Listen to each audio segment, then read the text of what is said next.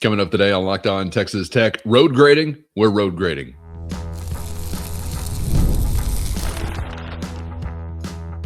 You are Locked On Texas Tech, your daily podcast on the Texas Tech Red Raiders. Part of the Locked On Podcast Network, your team every day. Great to be with you again on Locked On Texas Tech on the Locked On Podcast Network, your team every day, always free and available on YouTube or anywhere you get podcasts. Now the number one sports podcast network in the world. Thanks as always for making us your first listen. Today's episode brought to you by FanDuel, the college football playoff here. FanDuel, the best place to get into the action all playoff long. So visit FanDuel.com to get your college football playoff profit boosts every game day. With the only Chris Level, I'm Casey Cowan. Chris, great to be back with you, kicking off this week. And on today's episode, we will get to what we saw most recently and have seen a lot of from Texas Tech basketball, and that has been a shallow rotation, to say the least. Getting kind of accustomed to it, but still wondering, as I think we had a similar question on Friday in the mailbag, what's going to be left for the tank for these guys as they roll through the Big 12? You think about March and beyond. We'll get to hoops load management considerations coming up in just a bit. But I want to kick off today's conversation in a football frame of mind and getting back to some portal partying, as we had an entry window come to a close at the end of it last week for everyone aside from those in the national championship game. At least we saw some movement over the weekend in relation to an addition up front for Texas Tech, Jordan Church, Louisville offensive lineman transfer. And Chris, it sort of seems like, based on what I know here on the surface, that he fits a bill of sorts that you've been describing. We've been talking about. Can we talk road grader? Are we in that category? What do you make of this addition? Yeah, I mean, I think that's exactly what you have added. This vaults to near the top of one of my favorite additions, a very important addition. I think so. Here's how we got to this point. You knew that they were looking to add particularly some interior offensive line help. And a potential starter. Like, I don't think that it was like, okay, we're trying to find a starter. I think they wanted somebody that has played a lot, that has a lot of experience, that could push to start. Absolutely, you add that in Jordan Church. I think it's interesting to note that he has spent the bulk of his time at right guard, and he's 6'4", 320. It also is not lost on me, and you gotta follow it wasn't lost on me that the portal window ends on a Friday night.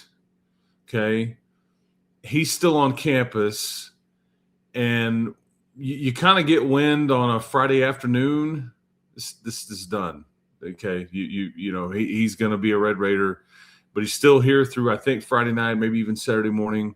But you don't get the official announcement that he's committed until, Saturday morning after the portal window has closed. So I'm not saying that you kind of are purposeful with the timing to not cause any sort of your current, pieces to go, okay, I'm whatever. But maybe, I don't know. If so, that's just smart portaling, in my opinion. But this is somebody that comes in because now what you have, Cowan, is you've got Hunter Zambrano, and I want to circle back to him. You've got Sheridan Wilson, you got Cash Cleveland, and now you've got Jordan Church. You've got 4 guys that have played, that have started, that can play at a high level for 3 spots. And you've got some position flex with that group too. And so this is an insurance policy, but this is a really expensive one because this is somebody that could absolutely start and be a dude from the get-go. The analytical stuff would tell you he's a big-time run blocker, which is music to our ears, I know. And that's really what the the potential strength of your team could be next year is just run the damn ball and do it some more. You know what? Hand it to that guy this time. Okay, this time hand it to the other one. Okay, this time let's do the guy that hadn't carried it. I mean, you've got a lot of options there and some dudes up front that can move people. Yeah, no doubt. This is music to my ears, scratching me right where I itch. Any other type of euphemism you'd like to include, go on ahead. Because I got to tell you, wish list wise, this is fitting that bill, Chris. And as we're getting toward the end of the entry portion, at least, I know we were getting questions constantly about O-line. And we had sort of talked about how difficult it can be, to find the right kind of guy that can really make an impact on the offensive line in the portal. We'll see if he can make an impact or how he factors in 2026, starter or otherwise. But I think you went out and got the type that we were really wanting them to get. So now it's on him to put it together and factor in. And I think the fascinating thing, so you thought this piece was going to be Emmanuel Poku, right? Who ends up kind of committing, and it's like, yeah, man, this is what I'm going to do. I'm just kind of waiting on the finalities, and then lo and behold, the rest of us find out, like, oh, hey, by the way, I'm committing to South Carolina. I think these are similar wants, but see, Jordan Church doesn't even emerge as an option until middle to latter part of last week. As soon as he jumps in, he hears from Texas Tech, Arkansas, Texas, Alabama, Wisconsin, Cal. So it's timing sometimes is just a part of this deal too, because you would have never engaged with Jordan Church, I don't think, had you gotten Emmanuel Poku and he was locked up. We'd have just been having this kind of conversation a week prior. But it's just funny how the twists and turns of the portal can take you. But Jordan Church played at Florida Atlantic to start out, and he spent some time at Louisville, and he's got more than 1 year to play. That's the fun part about the deal. He kind of fills in that Cash Cleveland deal where experienced, not the old guy, but you can grow old a little bit. And so now it just, because these are paid big people. Joey McGuire has told James Blanchard repeatedly before, hey, if we're going to pay somebody, pay big people. Pay and yeah, I'm here for this one, man. 6'4", 320, inject it right into my veins, man. Yeah, no question about it. Cash Cleveland is a guy that we get asked about a lot. Mm-hmm. What do you think what's kind of the narrative for him this offseason and going into 26 internally? Are they wanting him to take on a starter's role, or is there an expectation, or is it well, okay. So when you see Cash Cleveland, he's got this weird body shape. It's like he's like this those trash cans you get at those big heavy duty trash cans. But then have you ever filled one of those with like a lot of dirt? You cannot move it. Yes. Like you're having to drag it. The wheels are not helping. Yeah, and then you got the hair, and he's kind of smiling and everything, and he's got this whole thing going. He's a really good player. Does he fit the measurable component like you would ultimately want it? No. There's some Davion Carter to it. However, he's going to be, because I think he can play either guard spot, but unlike maybe Zambrano and potentially Church, see, Cash Cleveland can also play center. So there's some position flex with him there on the interior. Plus, he's still got multiple years left to play. So this is all good, but he will push to start. I think that it's like between, I'm going to say Sheridan Wilson is more than likely going to be locked in there as a starter, and he's earned that. And if he keeps it up, he probably will be. But between Zambrano, Church, and Cleveland, those are your two guards, and then your top interior backup. So that's where it's at. But like Cash Cleveland is a really good technical. If he gets his hands on you, you're in trouble. And he's got a mean streak, but I think this was a good addition. I think it's again, think of him just like you just added with Jordan Church. It's insurance, it's experience. He's got it under his belt, and you're trying to break up the classification. So, but And at some point, we'll have to circle back and talk about what remains here. First, today's episode brought to you by FanDuel, and football is in full force, and FanDuel's keeping you stocked with action every game day with a can't-miss offer. Right now, new customers can bet only $5, and if your bet hits, you're getting $300 in bonus bets to use across the app. Player props, building a same-game parlay, or even jumping in live as the action unfolds. Any way you like it, FanDuel has you covered. Quick, easy, and secure every time. If you're ready to play, download the FanDuel app now by visiting FanDuel.com to get started. That's FanDuel.com to place your first $5 bet. We'll have to circle back and talk about what remains here, what you're adding these players to, because Cleveland and Zambrano need to be heavily involved in that conversation. I just think too many people are focused on the here and the now, and they're forgetting what is here, and what you're adding this portal class to. Yeah.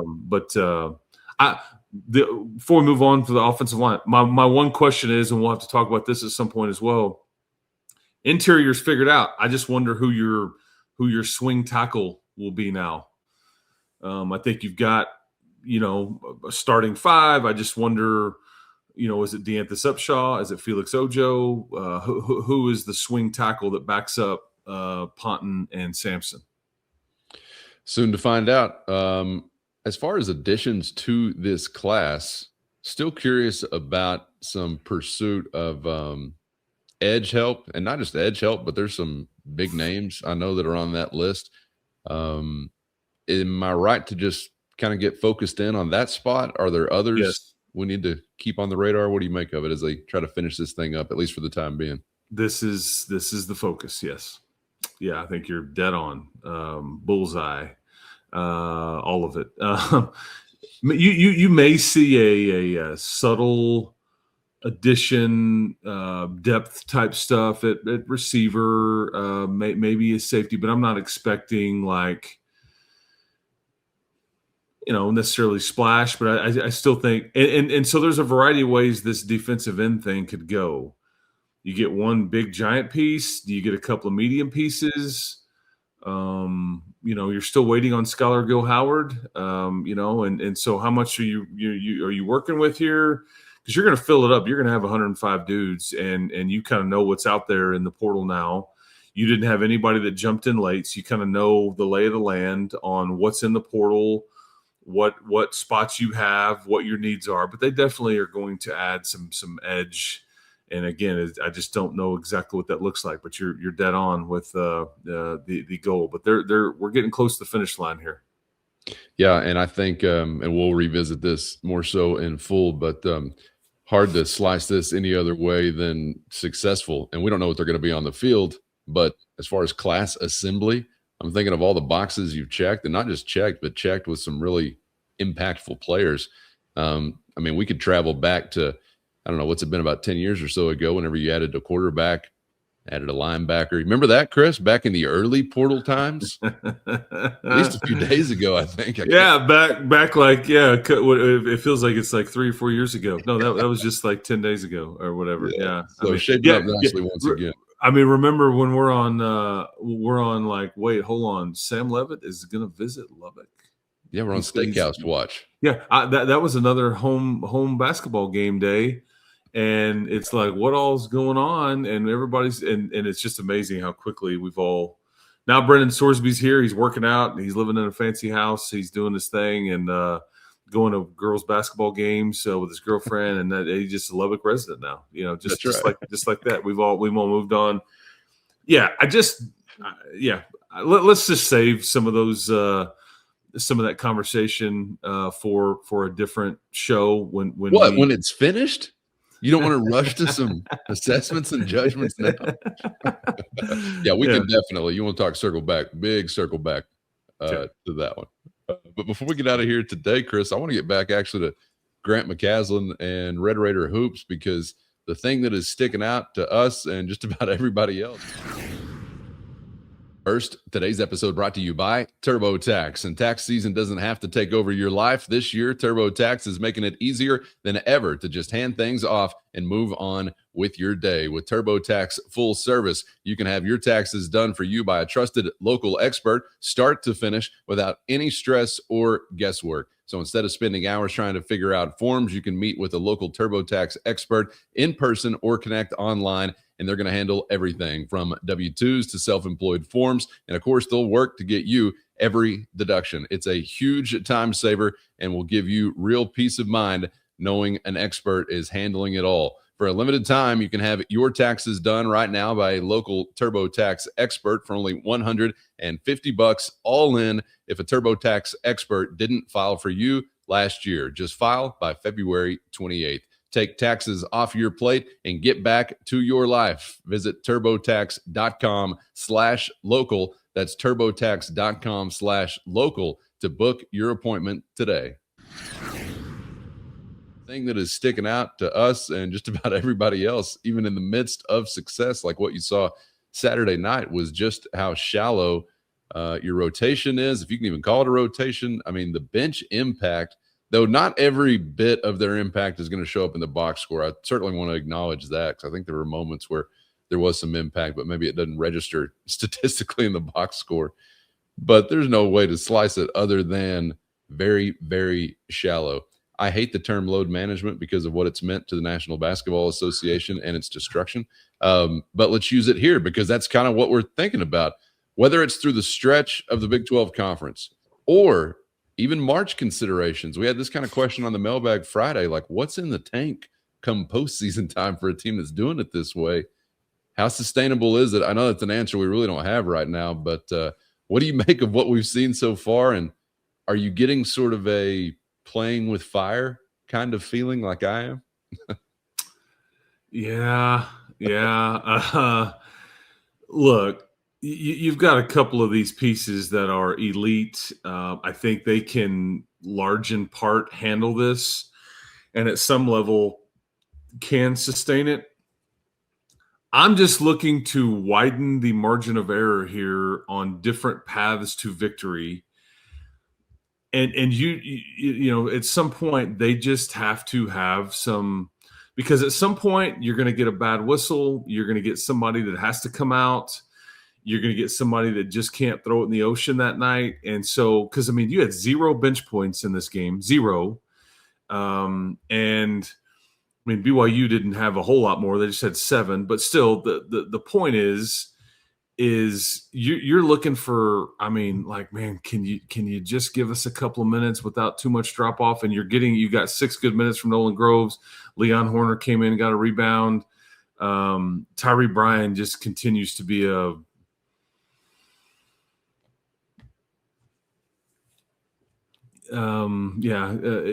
that's a bizarre occurrence that continues to repeat itself, and I think the head coach is just tired of watching it.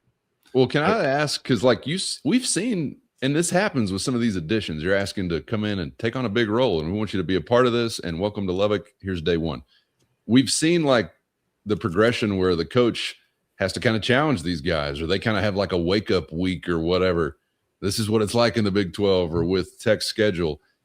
And so there's been some uncomfortable stretches for a player here or there, but a lot of them have responded to it, come out better on the other side of it. I'm just wondering where we are with Brian in that, because it still kind of seems you're as close as anybody down there, but even from the cheap seats, sometimes body language and things like that, I'm just wondering, are we not getting the response to that challenge that maybe we'd like? Or I don't want to read too much into it. I'm not in those conversations, but I think you're dead on. I retweet, rewind what Calvin just said in the last minute, and then play it again. And that's unfortunate. That's what that is. Yeah, I mean, and I think the head coach is just tired of watching it. I think he's not going to anymore. I think that this is kind of, speaking of fire, playing with fire, burn me once, burn me twice, that whole deal. It's killing you.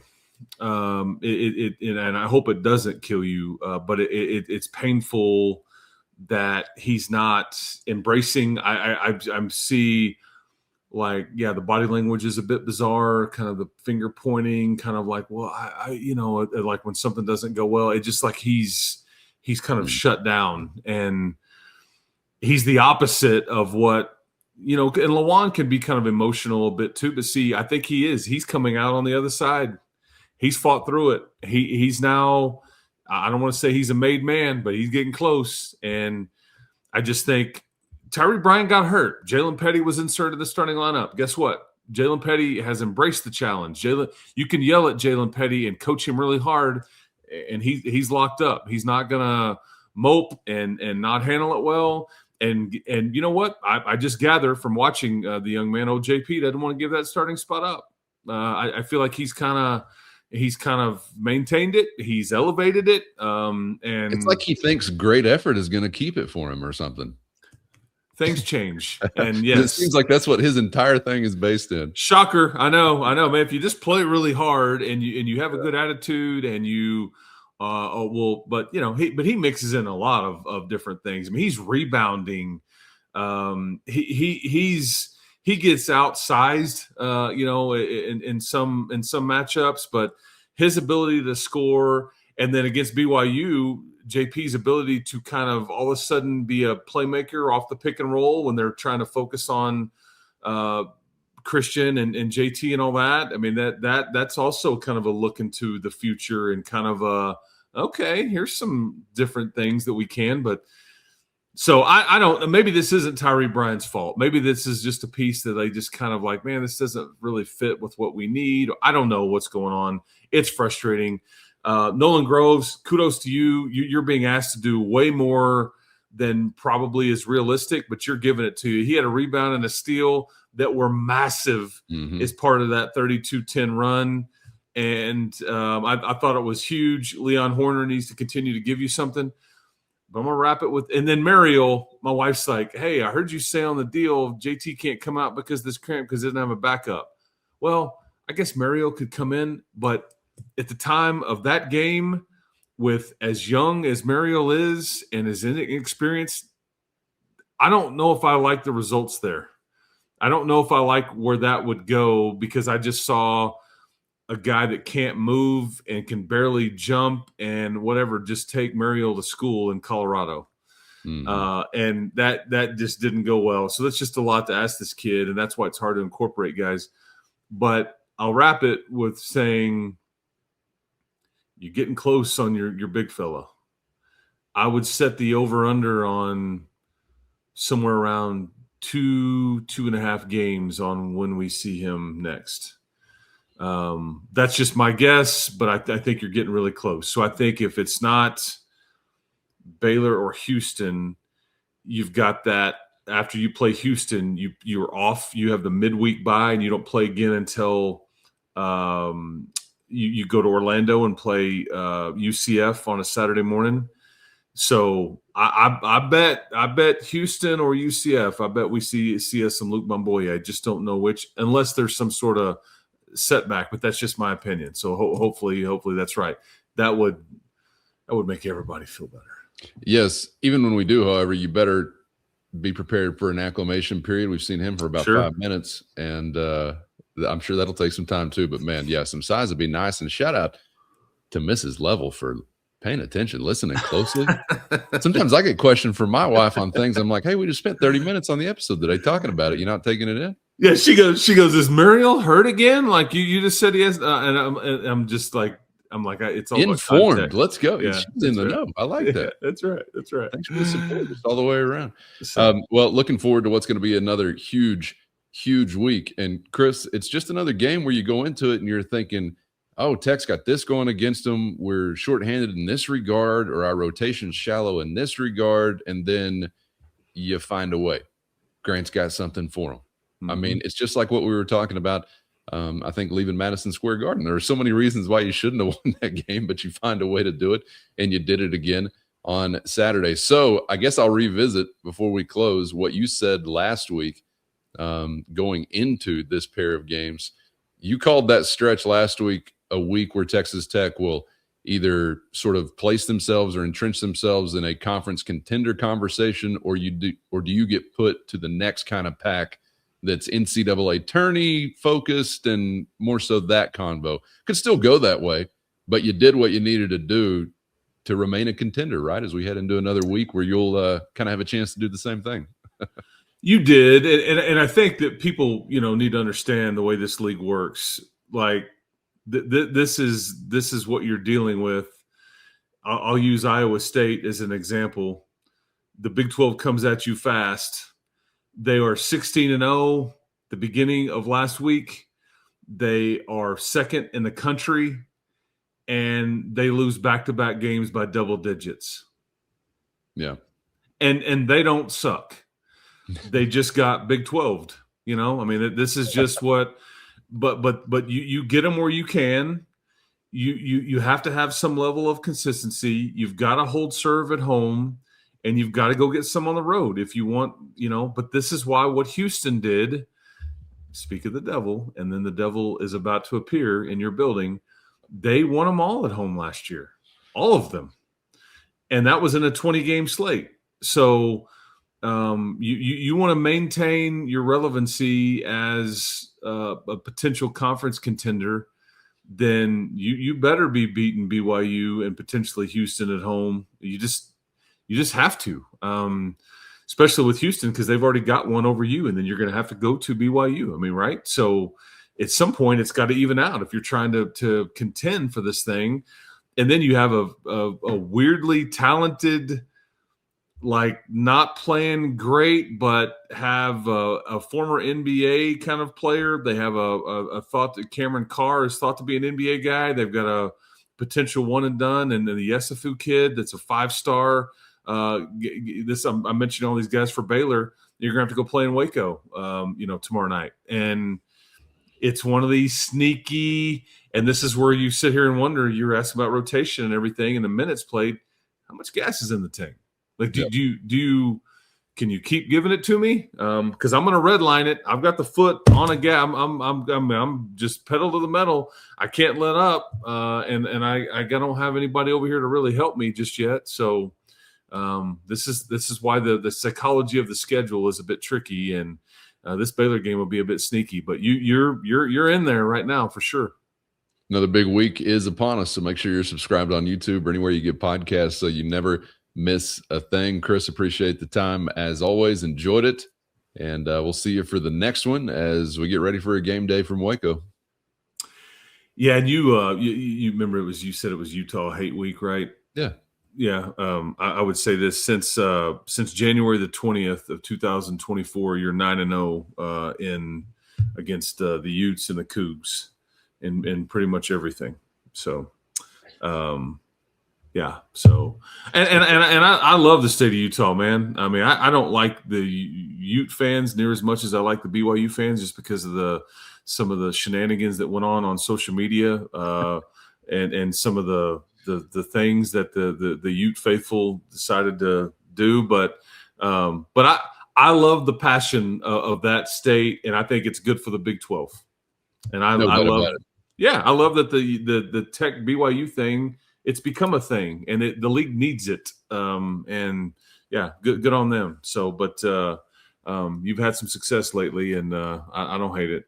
No question. And don't hate you for being out there. Thank you so much, everydayers, Matador Mob, or in between. We appreciate you being out there for the ride. Hit our show notes and find a link to a free 14-day trial. If you're interested in joining the Matador Mob, your direct line to Chris and myself with one-on-one text sent straight to your phone. And shout out to my guy, Robbie, that I met at the arena on Saturday, who told me, Chris, this was post-game. He told me, I've been texting you the whole game. He said, I hope you don't take anything I say personally. I just enjoy texting into the void. So we're there for that as well. If you just need a place to fire something off to vent. Feel free. Thank you, Robbie. Let us have it. Yeah. And thank you, Chris. Appreciate everybody for being out there. Get subscribed, YouTube, anywhere you get podcasts. Thanks as always for the time. We hope to see you back for the next round on Locked On Texas Tech.